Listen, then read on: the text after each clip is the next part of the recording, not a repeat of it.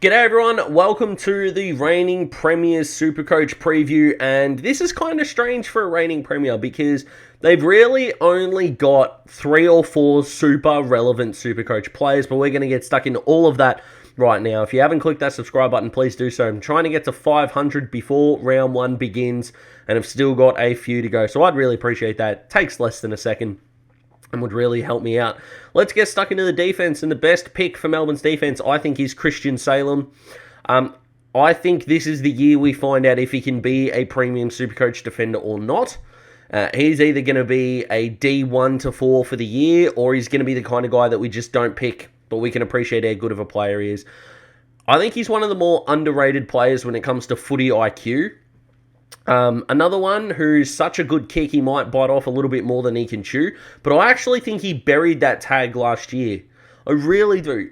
No one's going to hit every single pass that they take, but you could see Christian's mind ticking over, I think, quicker without the ball than I think has throughout his whole career. So I actually see a bit of an upward trajectory from the great man.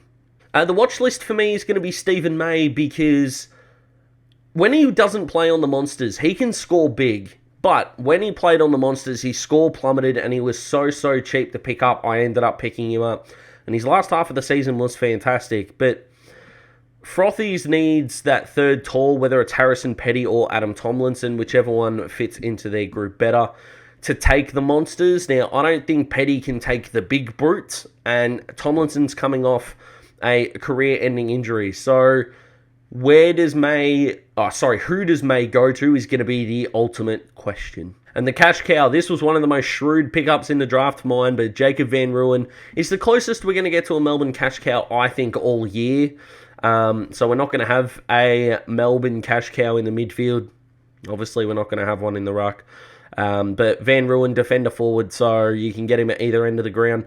I think he's going to be a forward for the Dees. I think Tom McDonald, out of the 4 keys that they've sort of got, that being May, Lever, McDonald, and Ben Brown, I think Tommy McDonald's in the most danger of missing out on his spot. I think Melbourne figured out what they were doing with Ben Brown. It would be surprising if Van Rooyen did play this year, because the next forward up is going to be Sam Wiedemann. So it will be interesting when Van Rooyen makes his debut where he plays, but I think that's more intriguing than his Supercoach options. But I do like bringing up young guys in these previews. To the midfield, and the best pick is going to be Clayton Oliver. I know Christian Petracca gets all the love because of the recency bias of his absolutely bonkers grand final performance, but this isn't power rankings of players. This is Supercoach. Clayton plays one of the friendliest Supercoach games in the league, finds the ball, and his ball use was better last year than it's been at any point in his career, and there's really no reason to see him going backwards. So 670k, I know it's a lot of money to spend, but if you get him now, you're going to keep him all year.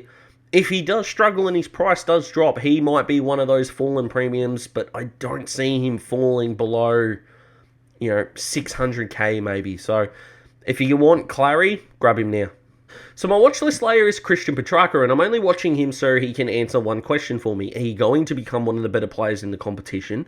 Or Supercoach-wise, not player-wise, Supercoach-wise, is this what you are? The 105, 110 guy? I think he can genuinely explode and average 120.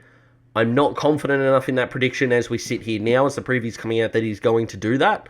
But if you are looking for a pod, and I know there's Dane Zorko and Ben Cunnington and these guys around his price, Callum Mills, Ollie Wines, out of all those guys, I probably trust Petracca the most out of them. So if you're looking for a midfield pod, it sounds weird that the Norm Smith medalist is a genuine Supercoach pod, but keep an eye on him. It'll surprise no one, and I haven't seen him in anyone's team yet, but Jack Viney is genuinely no chance to be anywhere near my Supercoach team. No one really talks about how bad his contract was when he signed it. And I think it's because Melbourne have been good. But financially, it wasn't the greatest one. And Jack is the heart and soul, and we can say all of these things. But we are talking Supercoach style. And it can be a bit brutal when we talk about Supercoach. I have nothing against Jack as a player. I've got nothing against Jack as a person. But as a Supercoach player, I'm going nowhere near him. Well, the ruck situation, as we know, the captain, Gawny. I've actually got Gawn as my R3 in my sort of rankings. I've got Grundy at 1, I've got Naitanui at 2, Gawn at 3, Darcy at 4 at this stage. So if you do start with Gawndy, I can 100% understand that. I am on the fence on whether to start Gawn or Naitanui. But I think Gawney showed that he doesn't need to genuinely dominate game. Luke Jackson is a genuinely fantastic player who I think takes another step this year. And Gawney is going to become the kick behind the ball ruckman, kind of the ruckman that won Brownlows in the 70s. Is going to stay behind the ball. He's going to do that really, really well. But if Melbourne are losing momentum in the game, Gawn can go forward and Luke Jackson will take more centre bounce attendances. So, can Gawn keep that average up? I'm actually more leaning towards no, to be perfectly honest. But until all the previews are done and we can have a look at a bit more information, we can find out more. But if you are going the 2 premium ruckman strategy, you're pretty much only considering Gawn, Grundy, Naitanui, and Darcy at this point, and I don't think you can really lose with any of those, so it'll be interesting to see what people do. Best target for the forward line for the Dees is actually Luke Jackson, believe it or not. I think he's on an upward trajectory to genuinely take the piss out of the competition. I think he earned the trust, not that I think he lost it at any stage, but he definitely earned the trust of everyone around that footy club to go, hey, you need a big moment, I'll give you big moments. He had moments in the third quarter of that grand final that genuinely took your breath away. I trust no one else in that Melbourne forward line at all. So you want a best pick, it's Luke Jackson. Pot alert, he might come out in round 1 and score an 110 and people might jump on.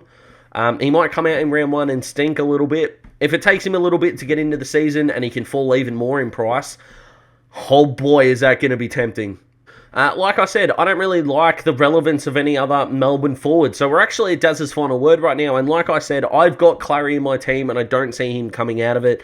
Keeping an eye on Salem, and I'm still a bit undecided on what I'm going to do with my ruck combo in my first team, which if you're watching these previews and you haven't seen my first team yet, that link will be in the description. I haven't quite figured out how to put those links in the video yet, but I'm sure I'll figure that out at some stage. We're all about improvement here at Daz Talks Footy. But which Melbourne players are you considering? How many are locked in your team? Comment below, let me know. And are Melbourne going to win the flag in 2022? Are they going to go back-to-back?